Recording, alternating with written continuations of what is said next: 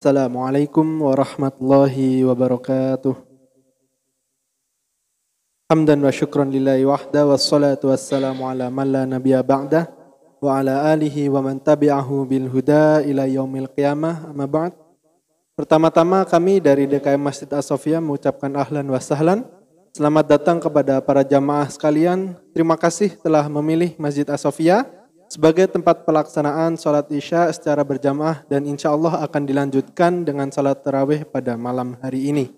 Yang kedua, sebelum pemateri kultum Ramadan naik ke atas mimbar, ada beberapa pengumuman yang ingin kami sampaikan.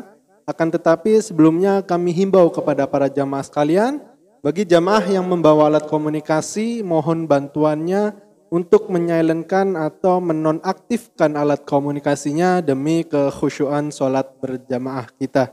Dan bagi jamaah yang di depannya terdapat keropak, mohon bantuannya untuk menjalankannya. Dan bagi jamaah yang ingin menyalurkan zakat infak sodakoh melalui Masjid As-Sofia, bisa menghubungi kami atau datang ke kantor sekretariat DKM Masjid As-Sofia. Dan juga bagi jamaah yang ingin berkontribusi dalam program pengadaan buka puasa selama bulan suci Ramadan, bisa menghubungi kami juga dan atau datang ke kantor sekretariat DKM Masjid As-Sofia. Pengumuman selanjutnya yaitu mengenai kultum Ramadan pada malam hari ini. Yang bertindak sebagai pemateri yang terhormat Al-Ustadz Kiai Haji Bubung Burhanuddin. Alhamdulillah beliau sudah berada di tengah-tengah kita. Dan yang bertindak sebagai imam yang terhormat Al-Ustadz Juma Saputra LCMA. Dan untuk jumlah keropak pada malam kemarin sebesar Rp1.128.000. Semoga amal infak sodako para jamaah sekalian diterima oleh Allah Subhanahu wa Ta'ala, dilipat ganjakan rezekinya serta diberi kesehatan selalu. Amin, Allahumma amin. Mungkin itu saja yang dapat kami sampaikan, kurang dan lebihnya mohon maaf. Billahi taufiq wal hidayah wa ridha wa inayah wa akhiru da'wana alhamdulillahirabbil alamin. Assalamualaikum warahmatullahi wabarakatuh. Kepada yang terhormat Al-Ustadz Kiai Haji Bubung Burhanuddin, falyatafaddal mashkura ma'jura.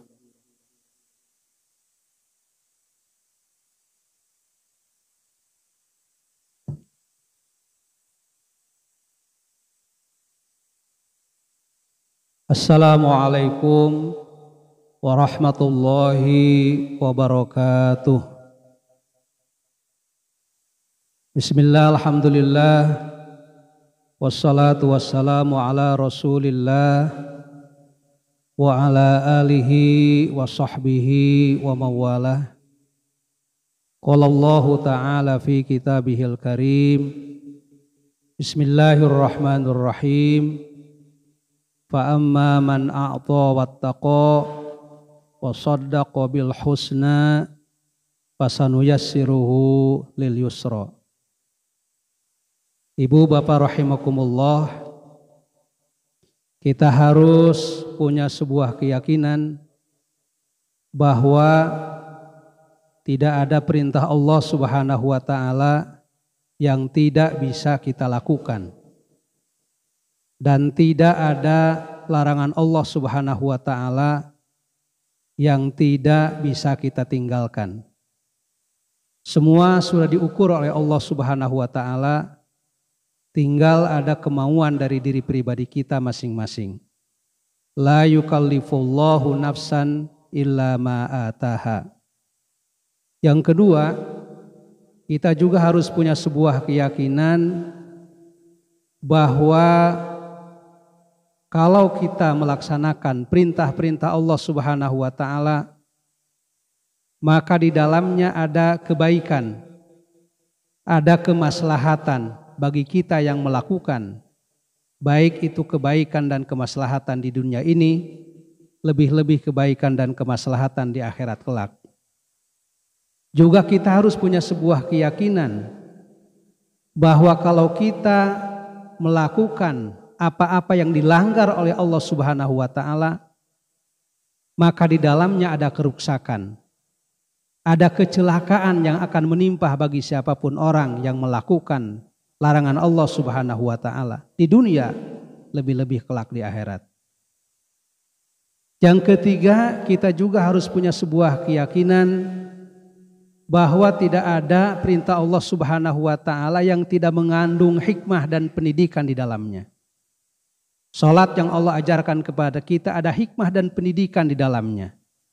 Ibadah haji, zakat dan lain-lain sebagainya ada hikmah dan pendidikan yang terkandung di dalam perintah Allah Subhanahu wa taala.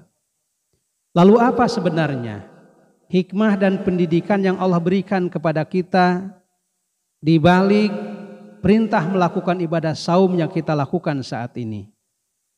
Yang pertama, supaya kita giat melakukan kebaikan, ketaatan kepada Allah Subhanahu wa taala.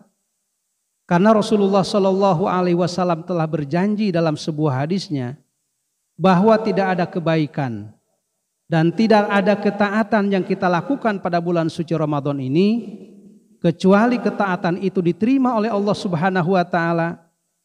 Kebaikan yang kita lakukan dilipat gandakan balasannya oleh Allah Subhanahu wa taala. Jadi kita harus punya sebuah keyakinan bahwa tidak ada kebaikan apapun yang kita lakukan kecuali sesungguhnya kebaikan itu akan kembali kepada kita sebagai pelakunya. Banyak berbagai macam contoh dalam kisah yang disampaikan oleh Rasulullah Shallallahu alaihi wasallam dalam hadisnya.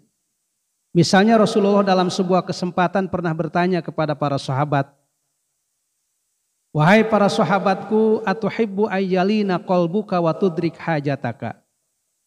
Wahai para sahabatku, apakah engkau ingin mendapatkan hati yang tenang, kemudian segala kebutuhan-kebutuhan kamu dicukupi oleh Allah Subhanahu wa taala?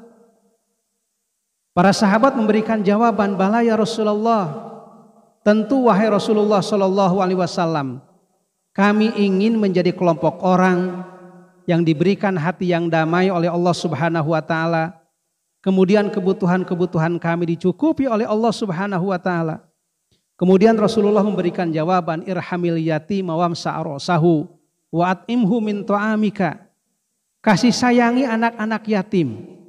Berikan perhatian kepada mereka. Berikan perhatian tentang pendidikan mereka, makanan mereka, baju mereka. Nanti kata Allah Subhanahu wa taala, "Yalin qalbuka wa tudrik hajataka."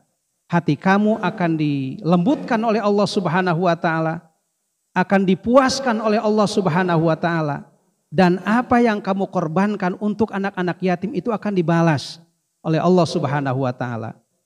Ini adalah hadis yang memberikan sebuah jawaban kepada kita bahwa kalau kita berbuat untuk orang lain, berbuat baik untuk anak-anak yatim, maka kebaikan kita itu bukan sekedar dirasakan oleh anak-anak yatim semata-mata, tapi kebaikan itu akan kembali kepada kita. Kita akan diberikan hati yang puas oleh Allah Subhanahu wa taala. Kemudian pengorbanan kita akan dibalas oleh Allah Subhanahu wa taala. Kemudian contoh lain misalnya, kalau kita menjadi orang-orang yang senantiasa berdoa untuk kedua orang tua kita. Setiap waktu, setiap saat tidak pernah lupa mulut kita dari mendoakan kedua orang tua kita. Selalu terucap dari mulut kita doa Allahumma gfirli wali walidayya warhamhuma kama rabbayani shaghira. Maka kata Rasulullah Shallallahu alaihi wasallam dalam sebuah hadisnya, orang yang senantiasa berdoa untuk kedua orang tuanya yang masih hidup, lebih-lebih orang tua yang sudah meninggal, maka akan dimudahkan urusan rezekinya oleh Allah Subhanahu wa taala. Kalau sebaliknya kita tidak pernah berdoa untuk kedua orang tua kita, kata Rasulullah, idza tarakal abdu du'a lil walidaini fa innahu yanqati'u anhu rizqa. Apabila seseorang di dalam kehidupan ini tidak pernah menyampaikan doa kepada Allah untuk kedua orang tuanya, maka sama saja dengan memutuskan rezekinya sendiri. Semakin kita banyak berbuat untuk kedua orang tua kita, semakin kita banyak berdoa untuk kedua orang tua kita, apalagi doa yang kita sampaikan pada bulan suci Ramadan ini. Karena Rasulullah mengatakan wa da'awati mustajabah. Doa-doa yang kita sampaikan pada bulan suci Ramadan ini diijabah oleh Allah Subhanahu wa taala. Maka akan terbuka rezeki kita oleh Allah, dibukakan dengan rezeki yang seluas-luasnya. Bahkan dalam hadis yang lain Rasulullah mengatakan, ternyata perilaku kita terhadap kedua orang tua kita itu akan diikuti oleh anak-anak dan turunan-turunan kita. Kalau kita berbuat baik kepada kedua orang tua kita, maka anak-anak dan turunan-turunan kita akan berbuat baik kepada kita. Kalau kita misalnya pelit terhadap kedua orang tua kita, jangan salahkan anak kita kalau pelit kepada kita. Birru walidakum tabarrukum auladukum. Berbuat baiklah kamu kepada kedua orang tua kamu. Nanti anak-anak dan turunan-turunan kamu akan berbuat baik kepadamu. Hadirin hadirat rahimakumullah. Yang kedua, Ramadan memberikan pendidikan kepada kita supaya kita berbuat kebaikan ini semata-mata karena Allah Subhanahu wa taala. Tidak ada motivasi dalam hati kita dari kebaikan yang kita lakukan. Semata-mata karena Allah Subhanahu wa taala. Karena niat ini menempati posisi yang sangat strategis dari sebuah amal perbuatan yang kita lakukan. Kalau kita melakukan kebaikan semata-mata karena Allah, maka kebaikan itu akan Allah terima. Tapi kalau kebaikan yang kita lakukan bukan karena Allah, maka kebaikan itu tidak akan Allah terima. Inilah barangkali yang harus kita kembangkan dalam kehidupan kita. Bahwa evaluasi yang harus kita lakukan di dalam kehidupan ini adalah evaluasi proses. Bukan evaluasi hasil. Proses itu adalah bekerjanya, ikhlasnya semata-mata karena Allahnya. Karena itu yang akan ditilai oleh Allah Subhanahu wa taala, bukan hasil. Bukan berarti proses hasil dalam kehidupan ini tidak penting. Proses hasil pun penting, tetapi yang lebih penting adalah proses evaluasinya. Evaluasi prosesnya, berbuatnya, ikhlasnya semata-mata karena Allah. Karena itu yang akan ditilai oleh Allah Subhanahu wa taala. Kalau di dalam kehidupan ini evaluasi yang kita lakukan senantiasa evaluasi hasil, maka akan betapa banyak perjuangan, perbuatan kebaikan yang dilakukan oleh orang-orang dahulu yang dianggap tidak berhasil kalau yang dijadikan ukuran adalah evaluasi hasil. Kita tahu seorang nabi yang bernama Nabi Nuh alaihissalam adalah seorang nabi yang diberikan usia yang panjang oleh Allah Subhanahu wa taala. Kurang lebih usia beliau itu 950 tahun. Bisa kita bayangkan betapa panjang usia beliau. Dalam kurun waktu ratusan tahun, beliau dakwah mengajak umatnya. Inni da'autu qaumi laila wa nahara falam yazidhum du'ai illa firara. Sesungguhnya aku mengajak umatku siang dan malam ke jalan Tuhanku, ke jalan Allah Subhanahu wa taala. Tetapi dalam berbagai macam riwayat, walaupun Nabi Nuh alaihi salam berdakwah mengajak umatnya dalam kurun waktu ratusan tahun, itu hanya punya pengikut 40 orang. Di riwayat lain Nabi Nuh alaihi salam itu punya pengikut 80 orang. Kalau yang digunakan evaluasi hasil, maka dakwah yang dilakukan oleh Nabi Nuh itu adalah dakwah yang tidak berhasil. Karena waktunya panjang, pengikutnya sedikit, ini tidak berhasil. Tetapi sekali lagi yang harus kita garis bawahi adalah bahwa tidak ada sebuah perjuangan kebaikan yang dilakukan oleh siapapun yang tidak dianggap berhasil menurut pandangan Allah kalau motivasinya semata-mata karena Allah Subhanahu wa taala. Dalam lebaran haji kelak nanti ada kurban. Ternyata darah kurban, daging kurban itu tidak sampai kepada Allah Subhanahu wa taala. La yanalallaha luhumuha wala dima'uha walaki yanaluhu taqwa minkum. Tidak akan sampai kepada Allah darah kurban. Tidak akan sampai kepada Allah daging kurban. Tetapi yang akan sampai kepada Allah takwanya alias ikhlasnya semata-mata karena Allah Subhanahu wa taala. Ramadan memberikan pendidikan kepada kita supaya kita semata-mata karena Allah dalam melakukan kebaikan. Karena puasa ini adalah ibadah sirriyah, ibadah yang tidak diketahui oleh orang lain, hanya pelaku dan Allah Subhanahu wa taala semata-mata yang tahu. Kalau ibadah-ibadah yang lain terlihat jelas, salat bisa dilihat oleh orang lain. Apalagi melakukan ibadah haji, bukan sekedar satu kampung, satu desa orang pada tahu dia akan berangkat ibadah haji. Tapi kalau melakukan ibadah puasa, kita makan di luar rumah misalnya di pasar, kemudian kita balik ke rumah, assalamualaikum, buka pintu ketemu sama istri, kita pura-pura lemas. Istri kita sudah bisa dibohongi, tapi Allah Subhanahu wa taala tidak bisa dibohongi. Puasa itu susah riaknya karena tidak terlihat oleh orang lain. Ini sebuah pendidikan yang maha penting buat kita.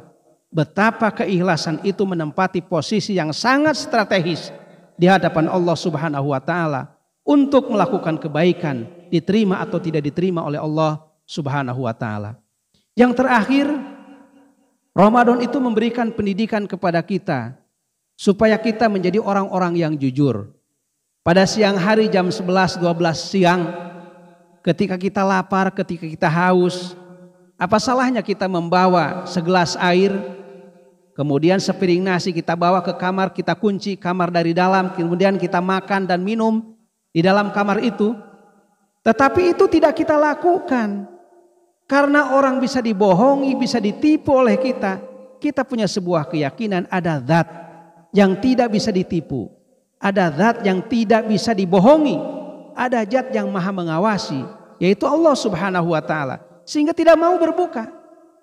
Keyakinan inilah yang merasa diri diawasi oleh Allah Subhanahu wa ta'ala dalam kondisi apapun dimanapun, yang membuat kita berbuat jujur, tercegah dari melakukan keburukan dan larangan Allah Subhanahu wa ta'ala. Kita merasa malu di hadapan Allah Subhanahu wa ta'ala. Karena Allah itu tidak bisa ditipu. Allah itu tidak bisa dibohongi. Kejujuran inilah yang sangat dibutuhkan pada saat-saat sekarang ini. Karena kejujuran adalah sumber kesejahteraan. Kejujuran itu adalah sumber kemakmuran. Rasulullah mengatakan dalam sebuah hadisnya, al-amanatu tajlibur rizqa wal khiyanatu tajlibul faqra. Amanah, kejujuran adalah sumber rizki, dan pengkhianatan, korupsi, mengambil hak yang bukan haknya, itu adalah sumber kefakiran.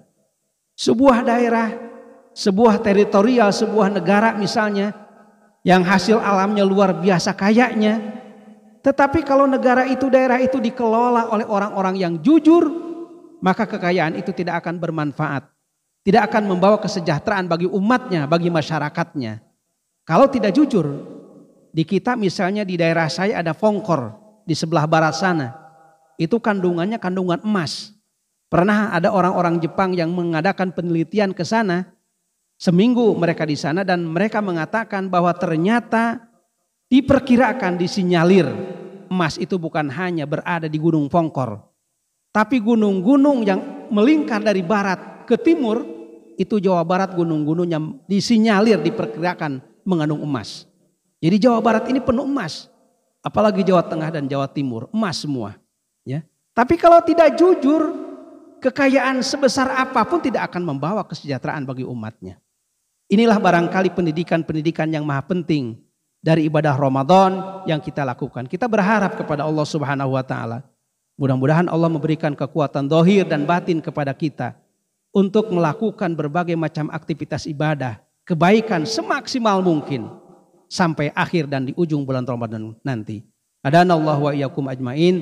Nasrun minallah wa fatun qarib. Assalamualaikum warahmatullahi wabarakatuh.